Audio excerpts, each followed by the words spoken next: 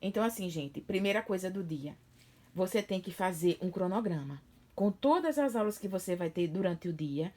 Por exemplo, tem muita gente que se inscreve em vários cursos online e perde. Por quê? Porque não anota. Então, o que é que geralmente eu faço? Todos os cursos online que eu participo à noite, de ligras, de congressos, durante o dia, eu coloco aqui. E tudo aqui são as aulas que eu vou ter durante a faculdade. Então, você nunca erra. Você não precisa fazer meta, planejamento, grandes cronogramas, não. Faz um horário normal das aulas que você vai ter naquele dia. Coloca todos os congressos que você está inscrito naqueles dias. É só você abrir e cumprir. E aí você não vai esquecer nunca. Aqui na plataforma, geralmente os professores mandam um artigo para a gente ler ou mandam algum material. Então a gente lê com antecedência. Na plataforma já tem várias salas abertas. Então, por exemplo, digamos que eu venho aqui na aula de infectologia. A professora vai abrir uma sala e toda essa tela vai ser preenchida com. Ela vai passando os slides, ela vai conversando conosco, ela vai mostrando a aula. No final, a aula fica gravada. No final, nós fazemos, geralmente, nós podemos fazer perguntas, interagir com o professor. E aí, ele vai passar ou um mapa mental ou um estudo de caso. E como é isso aqui? Um estudo de caso ou um mapa mental para você fazer. Geralmente, no estudo de caso, eu gosto de pegar artigos e livros. Então, por exemplo, se ela faz. Eu usei muito esses livros esse semestre. Então, por exemplo, a professora fazia uma pergunta. Aí eu citava segundo Salwen, segundo Hit. E aí sempre tem alguma questão de imagem. Então, geralmente, eu gostava de pegar alguma imagem aqui para ver melhor sobre o assunto. E sempre citar, tá? Durante o estudo de caso. Comecem a treinar estudo de caso, citando artigos e livros, que isso vai ser muito importante para o seu internato, para a sua residência e para a sua vida acadêmica. Para a sua vida, na verdade, da sua carreira médica. Porque resumos são importantes e resumos são maravilhosos. Mas quando você chegar na residência, de acordo com vários depoimentos que eu coletei de residentes, eles falam que há uma cobrança muito grande de você sempre estar citando livros, sempre citando autores. E as pessoas podem ver que as pessoas mais bem-sucedidas, elas sempre estão citando livros. Leandro Carnal, ele chega na televisão e ele dá um show. Mas o Leandro Carnal, ele sempre leu muito, né?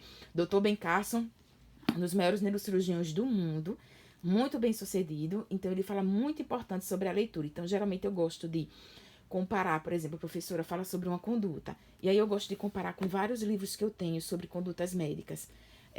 Toda a minha biblioteca tem, da parte de lá, tem vários livros de médicos que atuaram na década de 40, 50, 70.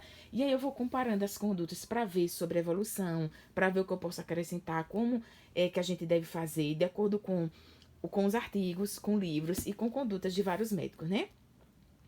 E muitas atividades que eu fiz esse mês, geralmente é importante você sempre ter livro de imagem e livros de condutas de farmacologia. Geralmente esses livros de bolso, medicina de bolso, guia básico de plantão, eles sempre têm conduta farmacológica de imediato, receituário de bolso, para você fazer uma conduta. Esse laboratório clínico, ele é maravilhoso, foi recomendado pela minha professora de infectologia.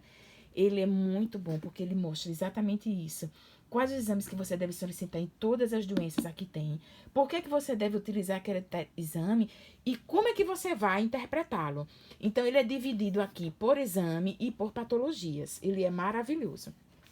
Se o professor, por acaso, passar um mapa mental, gente, não vai ser diferente. É só você abrir um livro, um artigo científico e você seguir tudo que foi importante daquele tema de IVAs, você vai colocando. Então, assim, não tem segredo o mapa mental. O mapa mental é tudo que você vai encontrando no meio do caminho. Geralmente a gente tem tutoria sobre casos clínicos e é tudo aquilo que você vai encontrar nos livros. Como é que você vai fazer a sua conduta, a anamnese, os sintomas, o exame físico, tudo relacionado àquela patologia. E aí, quando eu termino o meu dia, que eu passo manhã e tarde, na aula, nessas aulas remotas, à distância, à noite, geralmente eu assisto congressos online, aulas de ligas. E antes de dormir, ou eu leio um livro que não tenha, isso também é neuróbica, tá? Eu sempre leio um livro que não tenha nada a ver com a medicina. Eu gosto muito sobre livros de holocausto. E ou eu leio um trecho de um livro, ou então geralmente eu venho aqui. Eu gosto muito de pegar pílula. São aulas bem curtas. Você vê aqui que aqui tem, olha só, tá vendo? 5 minutos só a pílula. Então antes de dormir eu pego uma aula assim curta. Por exemplo, se por exemplo eu vi durante o dia a aula de infectologia, à noite eu vejo, por exemplo, antibióticos relacionado à infectologia, e eu gosto muito de fazer isso aqui à noite. Porque lá na minha biblioteca eu tenho muita teoria, mas eu não tenho exercícios. Eu não tenho nada de questões para residência médica. Então, assim, isso aqui facilita muito a minha vida, porque eu venho aqui, olha, e resolvo, eu assisto a pílula rapidinho,